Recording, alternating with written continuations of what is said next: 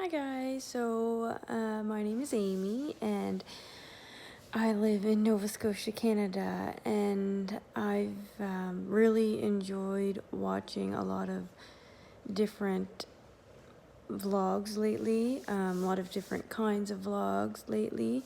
So I thought I would give it a try and shoot a video. I'm going to try to make this short, cram the last 4 years of my life into one video.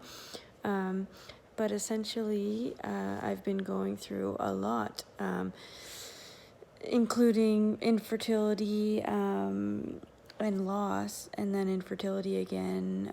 We're starting the IVF process. And so I just thought I would hop on here and try to make a video. So I have endometriosis, and for those of you that don't know what that is, I'm going to make it very basic, but it's more complicated than this. But basically, that the uterine lining that is supposed to grow inside of your uterus for most women, and then they get their period every month and that sheds, it grows on the outside of my uterus.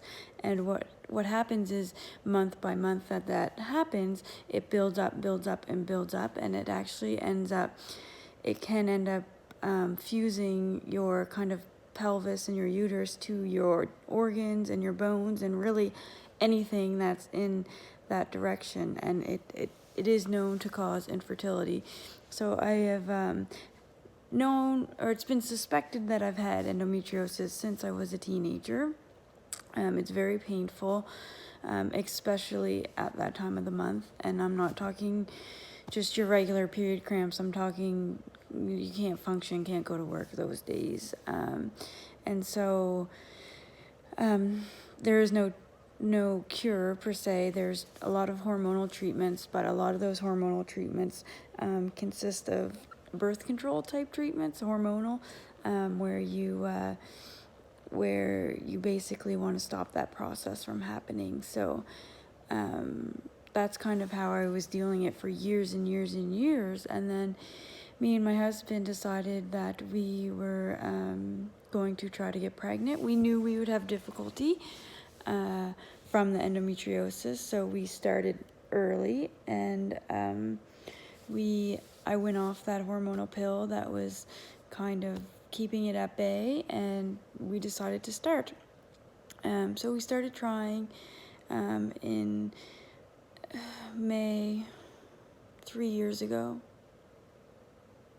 almost 4 years ago, and I knew I was going to have issues, so it was expected, and I did have issues, and my gynecologist said, try for a year, and then if you're not able to get pregnant, then we'll look into other stuff. So that's what we did. We tried for a year, and then at that point, my gynecologist said, we have two options. You can either skip straight to IVF. You would have good chances with IVF, but the cons of that is that it is very expensive. It's not covered under our healthcare system here in Nova Scotia, and it's upwards to kind of $10,000 to $20,000, and you would have to have that money. Second option is you try for 6 more months just to see, and if you don't have any success, we can do a laparoscopic surgery. And basically, it's a diagnostic surgery, and they go in and they look to see if you have endometriosis. It's really the only way to officially diagnose endometriosis. So at this point, I just had suspected endometriosis because there is no other test or anything to diagnose it. And that surgery would be free, but it is a surgery, and it did have complications. And he said he really wasn't able to say what the outcome would be, if I would have the endometriosis, if he would be able to remove it, if it would actually help me get pregnant. He didn't know. So I went on the wait list for that, and it was quite a long while. And then I eventually did get my surgery in April. And so he went in. My surgery was supposed to be about half an hour or an hour, and I ended up being under for about 4.5 hours, and I didn't wake up well after recovery. They ended up keeping me overnight. I was supposed to only be there for like half a day. And the outcome was that I did have endometriosis, and I had it quite severely. It had penetrated, and it was on my colon and into my other organs. He had to page extra doctors.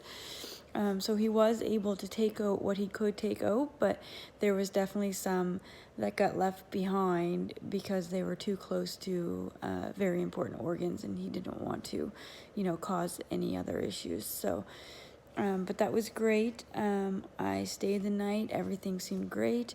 Went home, ended up having a huge fever. Ended up back in emerge. Was very, very sick for 4 or 5 days, just vomiting, on pain meds, and just really, it was really awful. Really awful. Eventually I did come around. I went home. Everything was great, and the next step was he wanted to put me on this hormonal injection called Lupron. Basically what that does is it shuts down your system completely, and he wanted me to do that for 3 months, 1 needle per month, and that was really just to give my system a break, as the surgery was hard on me, and he wanted it to have a little rest before I tried to get pregnant. So I did that for the summer. I got my last injection in June, I think it was, and then I was waiting and waiting for my period to come because I was so anxious to try to get pregnant. And it took a while. It said it should come in 4 weeks, but it took several weeks to come back, and then it finally came, and I was like, perfect, we're good to go, like, let's give this a go. So we were trying. It was September, and that was when I get my summer vacation, so we went on a trip, and I was excited, and we had tried, but I wasn't putting pressure on myself. And I had always had irregular periods. That's something that you get with endometriosis. And so, time went by, and I thought, Jesus, I should be getting my period soon. Like, I feel like I haven't had it in a while. And then I looked and I checked my app, and I was like, okay, I should have had it like, a week ago. But again, sometimes my cycles are like 48 months. So I just was like, all right, I'm going to wait it out. And then literally that next day, I started having my boobs were killing me. They were so sore. And I, like, even for air to hit my nipples, I was like, I couldn't take it. And so I started to think, okay, maybe this is it. Maybe I am pregnant, but I was so scared to test. So I just was like, I'm going to wait it out a little bit longer. And so I said, I'm going to wait till Saturday, and time slowly went by, and finally Saturday came, and I took the test, and it was positive, and I could not believe it. Like, could not believe it. At this point, we had been trying for 2 years and 5 months, and I could not believe it. I could not believe it. I was so excited. I was bawling my eyes out. I kept looking at the test, like, for hours afterwards. And it was just great. So my husband came home from work. He's a fisherman, so he's working weird hours. And told him. He was excited. He said he knew I was pregnant. I think that's bullshit, but whatever. He said he knew. And that was that. It was, at this point, it was October, which is Thanksgiving in Canada. And yeah, we were so excited, so excited. We decided that we would wait a little bit to tell people, but we did tell a couple close people, and then, eventually I went in and I got an early ultrasound at like 12 weeks, which you typically don't get here, but because I was being followed by a specialist at the children's hospital, my gynecologist that I'd had for years, that had done my surgery, I got an ultrasound early. Everything was great.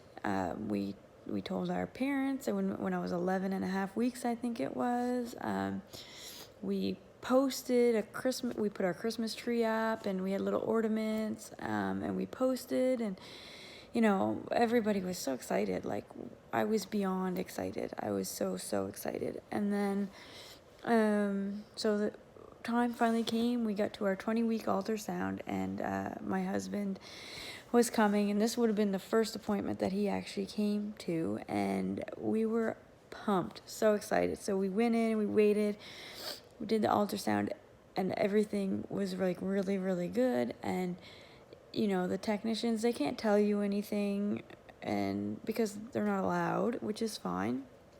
But she was trying to get it to move, and we weren't going to find out what it was. So she was, you know, we were covering our eyes for that stuff, and she was just having a hard time getting a good picture of the heart, she said. And she just said, you know, sorry, just bear with me. He's not in a good position. I can't really get a good picture of the heart. And so she tried and still was taking pictures and couldn't get one. And she kind of said, okay, I'm going to go grab someone else because I can't get a good picture of the heart. So I'm going to just grab one of the other girls and see if they want to give it a try. And so I was like, okay, cool, whatever. And so she left, and we were waiting, and a little bit of time went by. And my husband actually started getting a little worried first. He was like, I think something's wrong.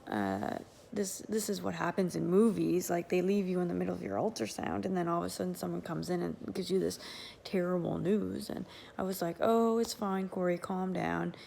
It's all good, da da da. But then an abnormally large amount of time went by. It felt like forever, but in reality, it was probably about a half an hour, which I think is kind of long. And then she just came back and said, okay, none of the other girls could come. We're going to book you in on Monday morning. And this was a Wednesday, I think. And we're going to try again. And I was like, okay. And something felt off, but I was like, I'm not going to be too worried.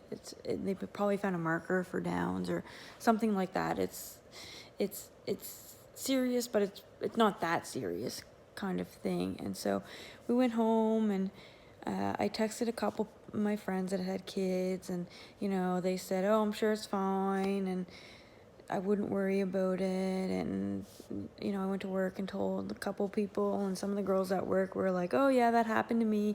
It's just one of my kids, they found a markers for Downs, but they don't really worry about it unless they find more than one, and this and that. So I kind of just thought that's what it was. And then Thursday, that next day, it was early in the morning, and I don't have very good service at work anyways. I had a voicemail without my phone even ringing, and the voicemail was, oh, hi, it's so-and-so from your doctor's office.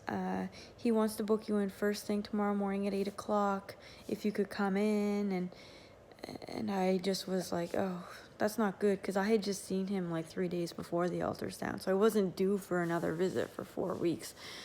And so I told Corey he better come. And the next morning I went to work, and I was telling everybody, I work in the healthcare system, I was telling my patients, and everybody was kind of just saying, I'm sure it's nothing, try not to stress, and you know, it's going to be all good. It's going to be all good. And I was thinking it over, and I was like, well, maybe there is something wrong. And I was like, I work with people that have disabilities every day. Like, I don't want that for my kid, but I could handle it. I'm someone that could handle that. Like, I work in a hospital. I can be in and out of hospitals with my kid if I have to. Like, God forbid. I don't want that, but I could handle it. I'm not scared of disabilities, I guess.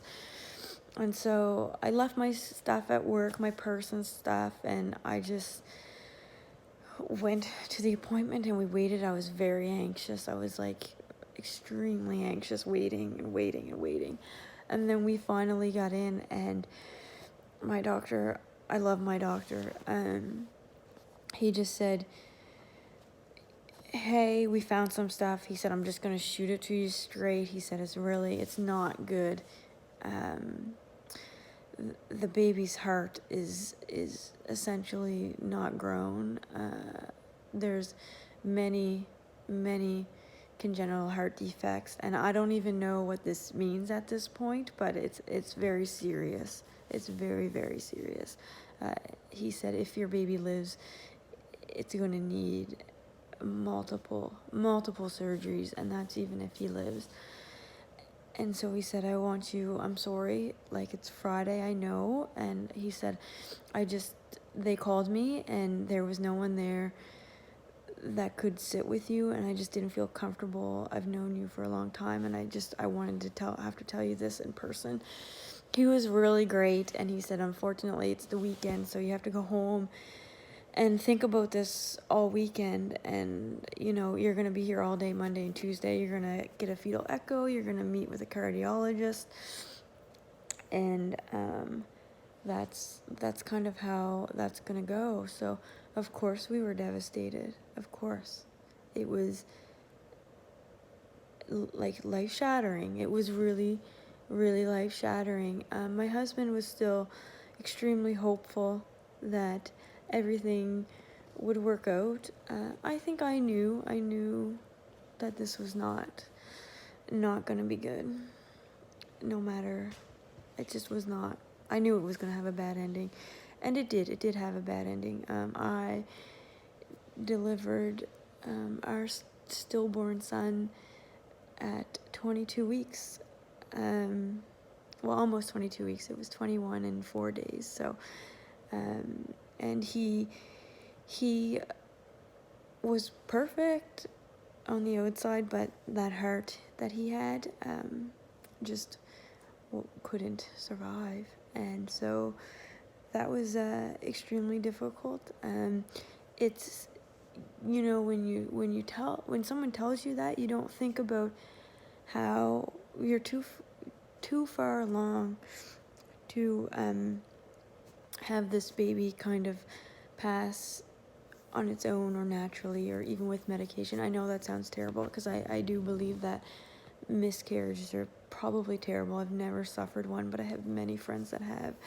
And but when you're this far along, you don't think about how that baby actually gets out of you. And the truth of the matter is that you actually get induced and you actually deliver a baby. You go through labor, and it's hours and hours long, and you deliver this baby, and it's at 22 weeks, he was small, but he was a baby. He was formed. He had fingers and toes and a nose and everything that a baby would have, just very small, very, very small. And so I just said, get him out of me. I don't just get him out. And they said, a lot of people react that way, and they said, you need to see him, and it helps the process, and take pictures. And I was like, no. And when push came to shove, we saw him for a little bit, and thankfully the hospital makes you memory box, and they take pictures, because you're not in the right headspace to do that. And so I delivered him. I was in labor. I went in at 8, and I delivered him at 9:34 at night. And then I got to go home the next day. And I was really strong when I delivered him. And I was surprised at how not depressing delivering a stillborn baby was. Probably the hormones, maybe, but when you deliver your baby, whether it's stillborn or alive, I've never delivered a living child, but I can only imagine that what I felt is the same as what any mother feels when they deliver their baby and they see it for the first time. I cried because I was happy. I was so overwhelmed with love when I delivered him. And I was aware that he was dead, but that didn't really set in at that time. I was just so happy to see him, and I thought he was perfect. And it didn't set in that that we weren't going to get to keep him, and that he was dead, until the next day when I was leaving the hospital, and I didn't have my baby. He was already gone to a funeral home to be cremated. And that was when I really was like, oh my God, this really happened. And still for the weeks after, I was in a fog. I don't remember those weeks at all. I chose to go back to work about 10 or 11 days after. I couldn't sit at home anymore. I was so depressed at home with no baby. And so I love my job. I have a real passion for what I do.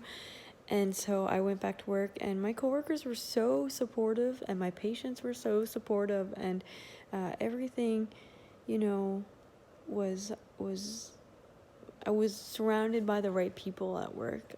People weren't scared to talk about it. And people were nice to me, and so that was nice. And that was kind of my stillbirth story, and that was in January, and it is now December, so we're almost at a year. We're a couple months away from well, not a couple months, but it was the end of January, and so we're about a month and a week away from a year. And it hasn't gotten any easier. If anything, I think it's gotten harder.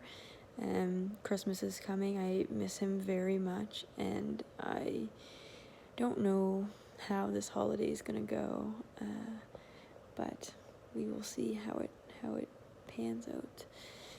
As far as trying again, we were told that we could try again right away, but not to try naturally for more than 6 months, because every month that endometriosis tissue grows significantly, and my gynecologist didn't want me to be back in a spot where it was too much of a mess in there for me to get pregnant anyways. And so he said, if you want, you can try for 6 more months, see what happens. And that was stressful to me, because there's nothing like infertility on its own, and there's nothing like infertility after a stillbirth like that. And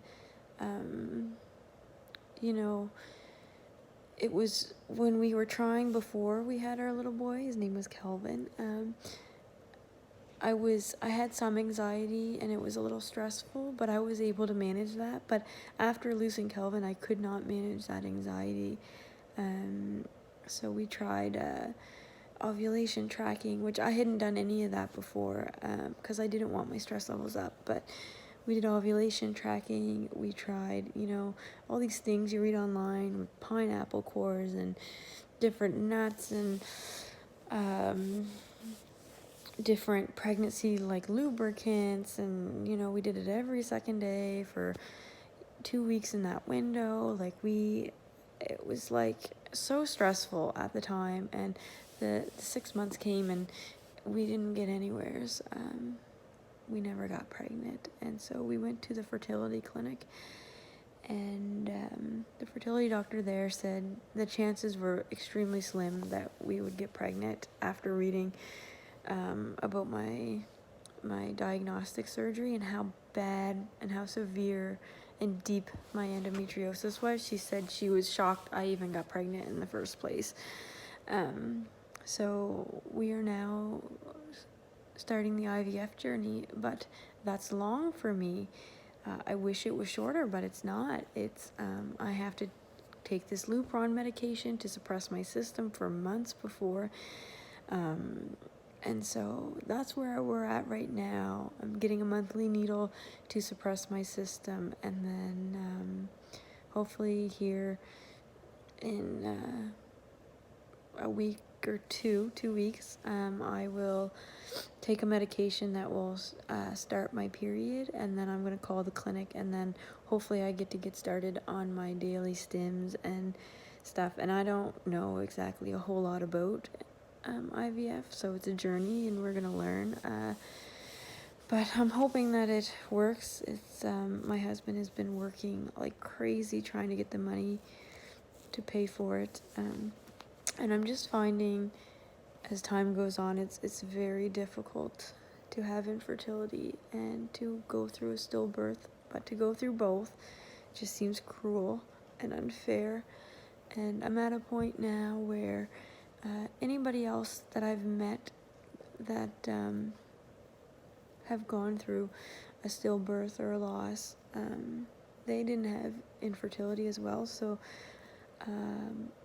a lot of those people are pregnant now, and I think pregnancy after loss, I can only imagine, is brings on its whole a whole new different realm of anxiety and stress and worry after going through a stillbirth.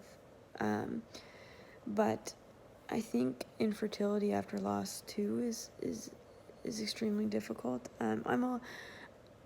I'm happy for people that are able to get pregnant. I am, but I am envious, and so I just find it's been very difficult as all those people that were my support system are getting pregnant and having babies, or there's people that I was pregnant with Calvin, and they're now pregnant with their second child, and I still don't have one, and that is hard, and I am struggling with that, but I'm just trying to take it day by day. I'm trying to be positive that this IVF is going to work, but at the same time being very pessimistic because nothing in this department has ever worked for me, and I don't know that I can get my hopes up and then have it not work. I don't know that I will be able to take that.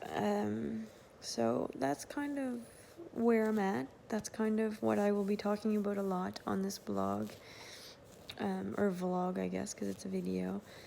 And so I'm hoping that people somehow can take comfort in watching these, because I love the few vlogs that I have been able to find on stillbirth or infertility.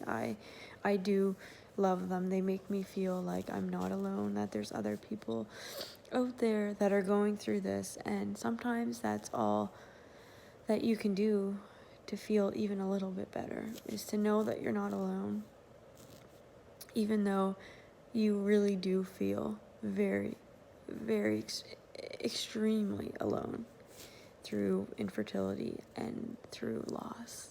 And so I'm hopeful that I can connect with some people through this and make some good friendships and some support, I guess. So thanks for listening. That will definitely be probably the longest one. It's hard to sum up 4 years of your life in just a short period of time, but if you're still watching, then thank you, and I hope everybody out there has a great day.